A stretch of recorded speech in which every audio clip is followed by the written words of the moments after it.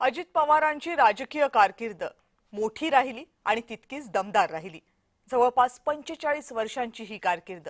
या कारकिर्दीत दादांनी अनेक महत्त्वाची मोठी पदं भूषवली।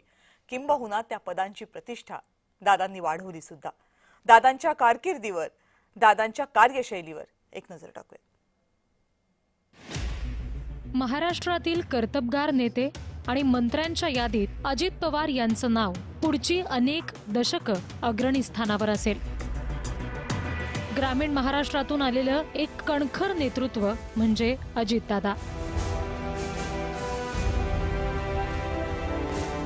कृषी, सहकार, ग्रामविकास, अर्थ, नियोजन, जलसंधारण, शहर विकास, कायदा सुव्यवस्था या सर्व क्षेत्रांचा दादांचा गाढा अभ्यास होता। प्रशासनावर मजबूत पकड होती।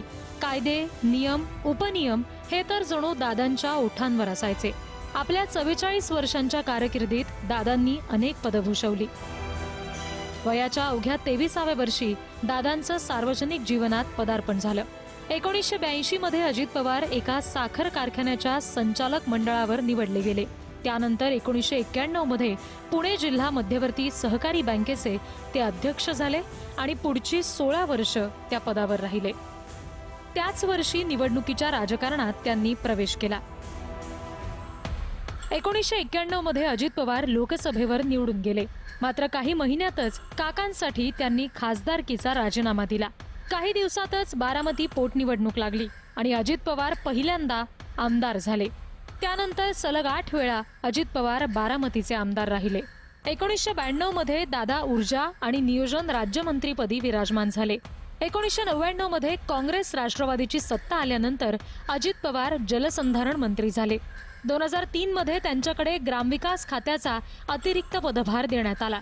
2004 मध्ये पुन्हा सत्तेत आल्यानंतर त्यांच्याकडे जलसंधारण खातंच देण्यात आलं।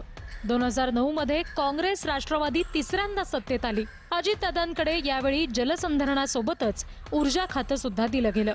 नोव्हेंबर 2010 मध्ये पृथ्वीराज चव्हाण मुख्यमंत्री झाले आणि त्यांच्या मंत्रिमंडळात अजित पवार पहिल्यांदा उपमुख्यमंत्रीपदी विराजमान झाले। त्यासोबतच त्यांच्याकडे अर्थ, नियोजन आणि ऊर्जा खातं दिलं गेलं। अजित पवार यांनी एकूण 6 वेळा उपमुख्यमंत्री पद भूषवलं। 2019 मध्ये महाविकास आघाडीचं सरकार आलं, त्यातही अजित पवार यांच्याकडे उपमुख्यमंत्री पदासोबतच अर्थ खातं सुद्धा सोपवण्यात आलं। 2023 साली अजितदादा महायुतीत गेले, तेव्हा सुद्धा उपमुख्यमंत्री पद, अर्थ आणि नियोजन खात्याची जबाबदारी त्यांच्याकडे दिली गेली। 2024च्या नोव्हेंबरमध्ये महायुतीचा दणदणीत विजय झाला आणि अजित पवार पुन्हा एकदा उपमुख्यमंत्री झाले।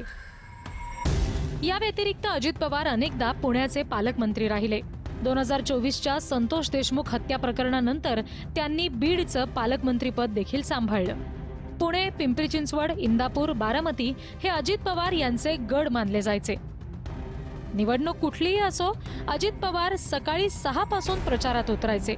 निवडणुका जिंकण्यासोबतच दादांनी तरुण नेते सुद्धा घडवले। धनंजय मुंडे, दत्ता भरणे, अण्णा बनसोडे, डॉक्टर अमोल कोल्हे, रोहित पवार अशी एक फळीच दादांनी उभी केली।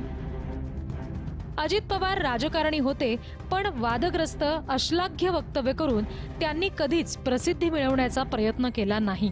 जातीपातीच्या पलीकडे महाराष्ट्र गेला पाहिजे, महिलांना अधिक सक्षम केलं पाहिजे, शोषितांना बळ दिलं पाहिजे असं दादा नेहमी म्हणायचे।